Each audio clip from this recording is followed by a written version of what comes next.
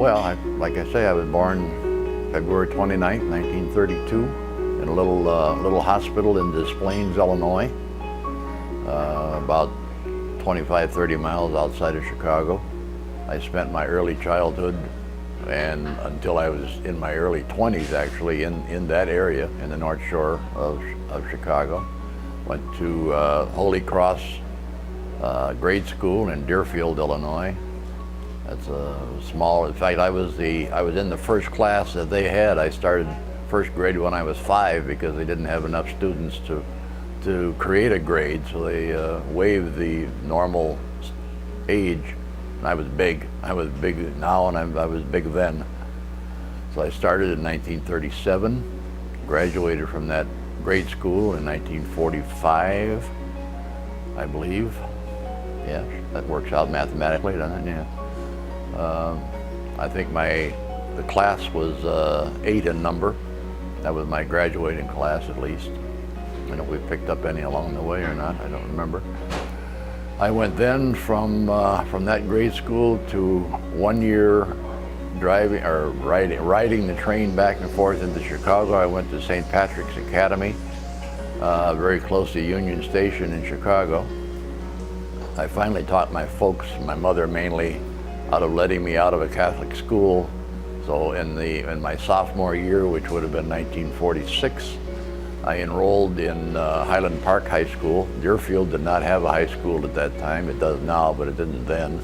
So I drove a bus from 2 miles outside of Deerfield, through Deerfield, another 5 or 6 miles over to Highland Park, and I spent the next 3 years there and graduated from Highland Park High School in 1949.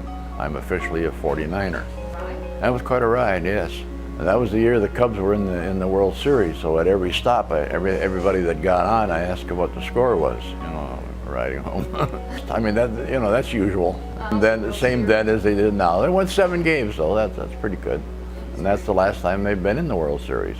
Only, how long ago was that, 1945? About 60 years, something like that. But I've been a fan ever since. It's an interesting story. My first bike was given to me by Irene Castle. She had a dog, a stray dog. They called it Orphans of the Storm, a dog home, a dog pound, I guess you'd call it. And she lived right, she had it right across the street, and she had a little boy that was a couple of years older than I was. And she gave me my first bicycle, and she used to take me to the circus and things that my mother wasn't able to afford or didn't have a car and had no way of getting me to events. I have fond memories of growing up with her. Well, she was a silent screen star. She and her husband, what was his name? Vernon Castle, were a dance team, much like, I don't know, Ginger Rogers and Fred Astaire, yeah, like that. They precluded, they were ahead of them back in the 20s. By the time I knew her name was McLaughlin. Her husband Vernon had died, and she had remarried, still held her name. Older lady by that. She must have been 40, real old, Yeah, she'd given up her silver screen for the, and she was an animal lover,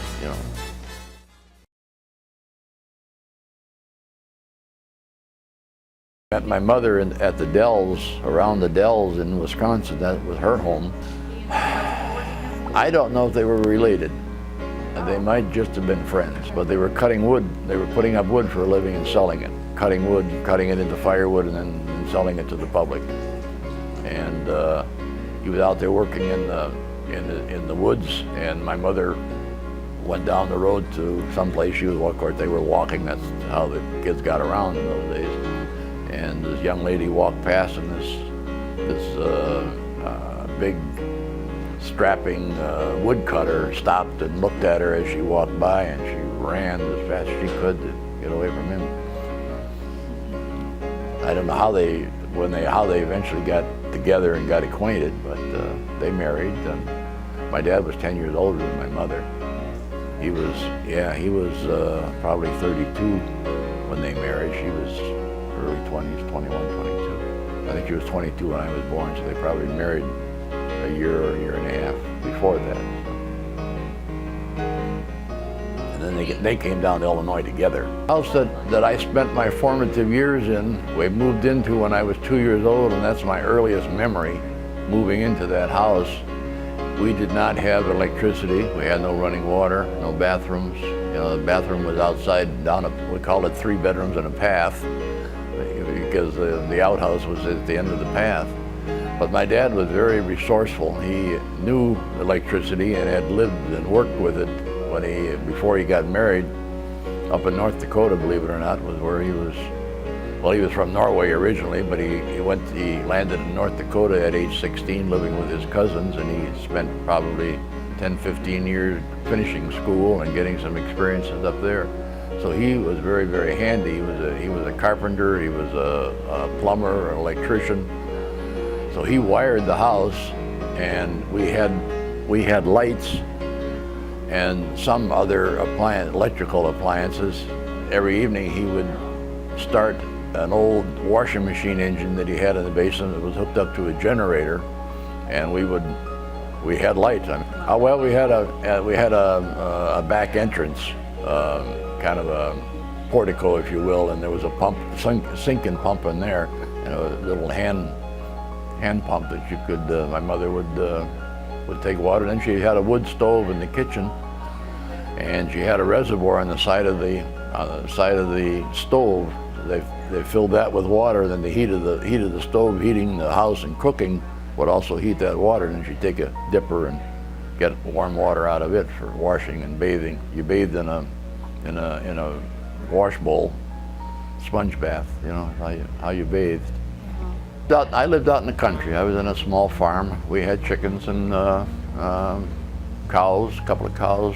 I milked cows. My dad worked at, well, during the war at least, my dad worked at Douglas Aircraft in Des Plaines, back in Des Plaines, north of Des Plaines. It's actually where O'Hare Field is now. Wow. That was World War II. Yeah, started in 1941. I was 9 at the time. He worked second shift, so he milked the cows in the morning when I went to school. When I came home at night, he was working, so then I had the night milking, and I had 2 cows. I remember one day I always fed the cats by squirting them with milk, and they'd jump up and lick the thing. And the only trouble was right behind the door of the barn, that's where the electric fence ran.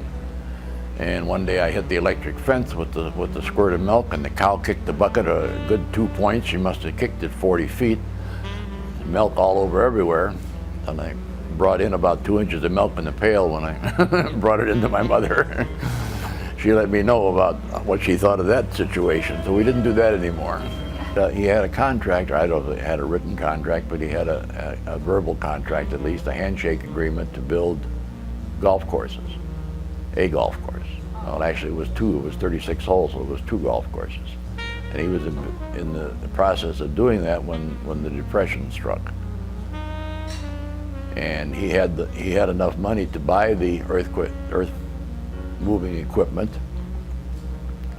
and he was going to pay for them, but his cohorts, his friends, his business associates and so on, convinced him to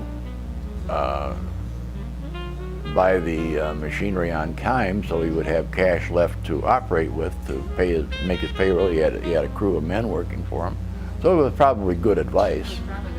It just happened not to work out very well, because when the Depression struck, and my dad said, "Oh my Lord, I owe all this money I'm going to go to the bank and draw the money out and pay off my machinery so that they don't lose it, so they don't get taken away from me." He got to the bank, and the bank was locked. The bank was closed. So then he lost his machinery and his money, both. So that turned his fortune around. I mean, he probably would have been a pretty wealthy man.